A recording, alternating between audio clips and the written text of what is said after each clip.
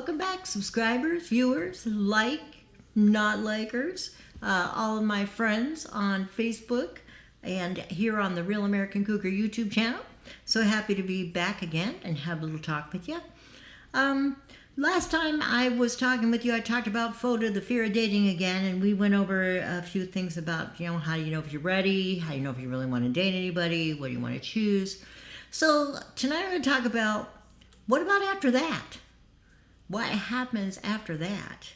If you're looking for love, and some of us still are, as I mentioned, how do you know? How do you know if you're in love or you're just infatuated? It's tough to know what the truth is sometimes, even if, especially if you've been in relationships where you kind of had someone showing you something for a long time that you thought was true and then found out it wasn't. And so when do you say those three little one-syllable words that can change somebody's total life? When do you say that? 6,000 people were surveyed, and out of those 6,000 people, 62% said that you should tell somebody you love them as soon as you feel it. 22% said you should wait several months. 3%, I'm in the 3%, 3% said you should wait at least a year to tell someone you love them. That's me, I'm in the 3%. It's because I'll be embarrassed if I say it to someone and it's not mutual. And then I'm afraid somebody's just going to say it back just because they think they should. That's kind of an issue too sometimes. And then I'm thinking, I don't want to say it until I totally check everything out. And, what if I say it and then later on down the road, I really don't want to be in that situation anymore. Then I got to tell that person that I told probably one of the most important things of their entire life that it's not true anymore. That's happened to me, and it's not a very good situation to be in. So we're going to talk about the difference between love, being in love, and infatuation. So we're going to start with infatuation. Everybody feels infatuation when they first start to care about someone. You start going out and you see this handsome person and you like the way they talk and you like the jokes they tell and you like the way they dress and you like that they're intelligent. There's all kinds of things that you admire about them. You don't know any of their faults. You don't know any of their flaws. You don't know anything else about them. You've just started dating them. Maybe you've just met, if it's somebody that you just started going out with, you've never met before. You look at all the positive things about them because you're looking for positive things. You're looking for the things that make you feel good. You're looking for the things that vibe with you. You have a strong attraction to this person, a fascination to this person. You're just getting to know them. You don't really know them very well at all. Things move around quite quickly. You go on a date, then okay, we'll go on another date. Okay, well then we'll go on another date. Okay, well then you'll come and meet me at my house, or I'll meet you at your house, or things move along quickly in infatuation. There's a strong attraction, there's a fascination. Infatuation is a strong attraction, a fascination, or fixation to someone without really knowing them very well. And most of this is a physical attraction. And you imagine all the qualities. You look at them and they're good looking. Say it's a guy and I'm going out with this guy and he's good looking. He's got nice long hair. I like long hair on men. He's attractive. He's well spoken. He doesn't use a lot of profanity. These are the things that I'm looking for. He opens the door for me. He pulls the chair out for me. Very attentive, very gentlemanly, knows how to talk different conversations, but our conversations aren't deep conversations. They're just conversations. So I don't really know a whole lot about this person, but in infatuation, it's almost like this person you're imagining. It takes a lot of imagination, and you're imagining that this person has all the qualities that you ever dreamed of. And you kind of imagine this person as maybe being your perfect match. or your ideal partner. Everything you see about them is everything that you like, that makes you feel good, makes you feel good about being with them. You are always looking to hear from them. Some people become obsessed. They're constantly thinking of this person. They may have only met them once or twice, or went out a couple days, and they're constantly thinking of this person. They don't worry about meaningful conversations. They have whatever conversations they can have. And they this is what's called love at first sight. When you meet somebody and you imagine that they have all the qualities that you're looking for in a person and that they are your perfect match, this can lead to love at first sight. Now, love at first sight isn't always a lasting love, and it's an infatuation sometimes only. People think they are in love, and this is it. They are so in love with this person that they completely ignore any red flags or any flaws or any disappointing things about this person. They have this whole imagination of things, how ideal they are. Of course, it's a very, very physical attraction that's going on at first with infatuation.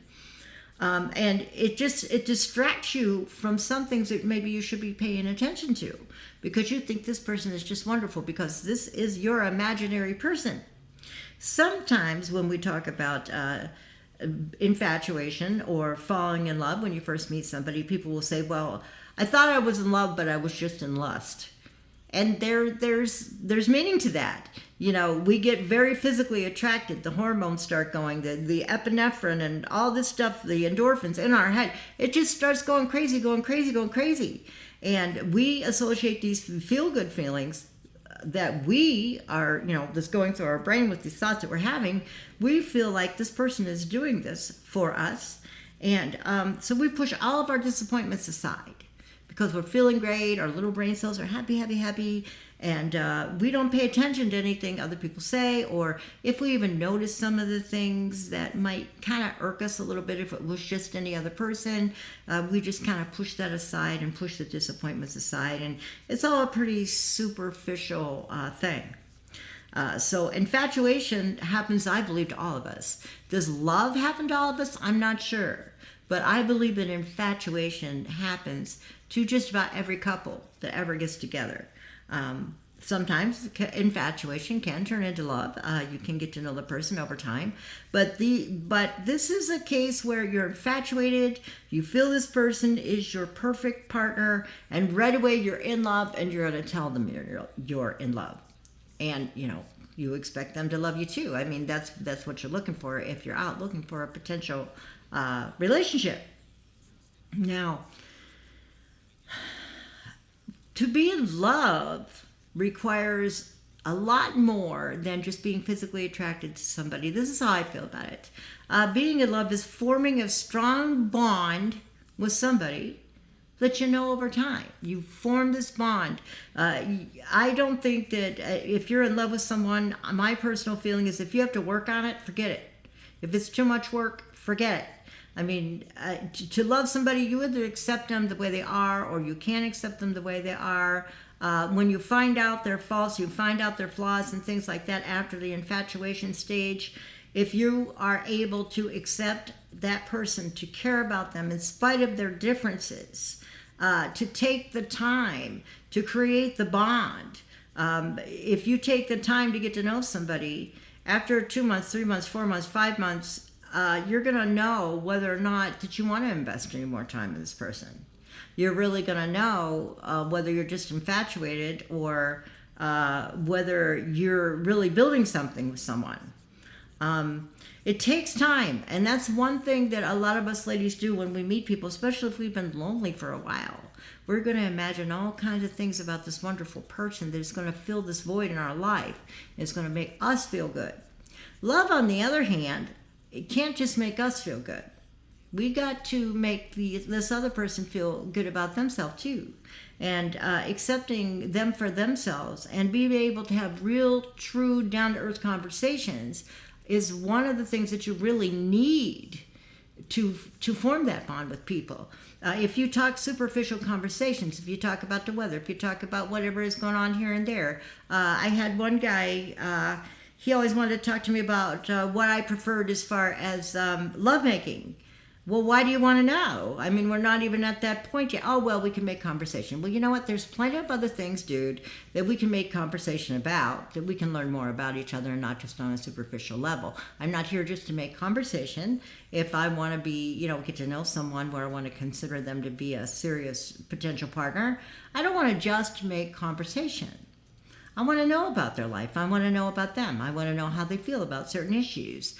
If I don't agree with how they feel about certain issues, that's okay. As long as two people can coexist and, you like what you like, I like what I like, that doesn't come between us. Those are the kind of things that make a difference when you're in love. When you're in love with someone, you can have a bad day once in a while, but you can still manage to pull it together. You can still manage to not get mad and not say, oh, I'm done, that's it. I didn't know you were this, I didn't know you were that. That happens a lot after infatuation. It's like, well, I didn't know. That's when you get into the snippy. The snippy part of the relationship. Oh, well, you did this. Well, you did this. Well, then you're playing the one-up. If you take enough time to get to know somebody and know what their faults are and know how they work their way through the world. Some people work their way through the world and very superficially, and you can't tell exactly where they're coming from. You need to spend enough time with someone to know where they're coming from, where they're headed to, what they want out of life, and do they actually really want you to be a part of that scheme? And you've got to decide whether you want them to be a part of that scheme as well. It's a much deeper level that you're getting to when you're in love than when you're just infatuated. Deeper conversations, things that lead to trust and contentment with that person.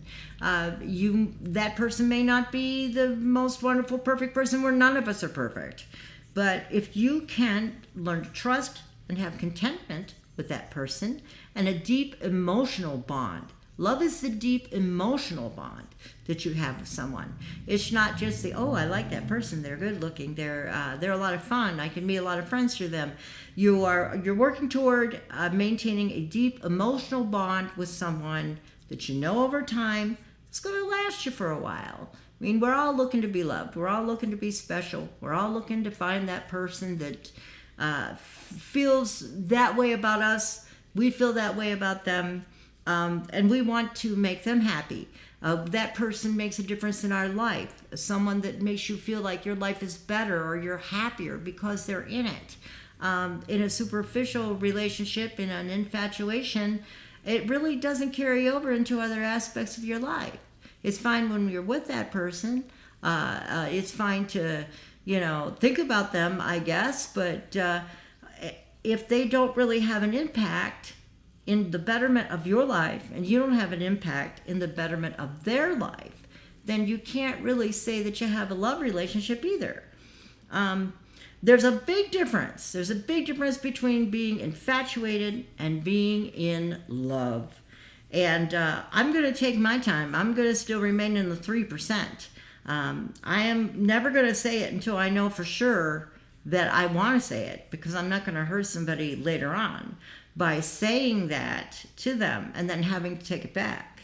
I don't want to be embarrassed by saying that to somebody and they don't feel the same way, because I'm very self-conscious in social situations, for one thing. So when you get out there and you get dating, it's so much more appropriate to wait it out and not kind of be embarrassed along the way and say, oh, well, I guess that flopped. I've had a couple of relationships where it did go wrong because I did think that this person was all that. And come to find out I felt like they weren't all that. And I felt like they didn't really care about me the way I cared about them. So I am in that 3%. I'm going to take my time. I'm going to wait at least a year. Not because that's what the survey says, but because if somebody is willing to hang out with me and be my friend and put up with my shit for a year, that's somebody pretty special. So I'm going to take my time and I'm going to wait on that. If you're ever having a bad day, and this is a joke for you to end the little talk here, when you're having a bad day, You can cheer yourself up by thinking that your ex has met someone who really thinks that they met somebody special. So you'll know better. But, that is my little talk for tonight. I don't know that I'm actually in love. I think I'm working toward that maybe with someone, but I'm not sure. I'm trying to stay more on the friendly basis. Infatuation, I kind of am done with being infatuated because I know sometimes that doesn't lead to where I want to go. Basically, I'm in the 3%. I'm going to just have fun, hang out, see where things go. Thank you for your time. Thank you for listening to our little talk. Give me a message on the Facebook page. Send me an email, racmatureculture@gmail.com. Keep watching our episodes here at the Lost Recording Studio. Every other week we're putting a new one out. We're going to continue to put new episodes out. Thank you for subscribing. Subscribe and like, watch, and we'll see you next time. Peace out.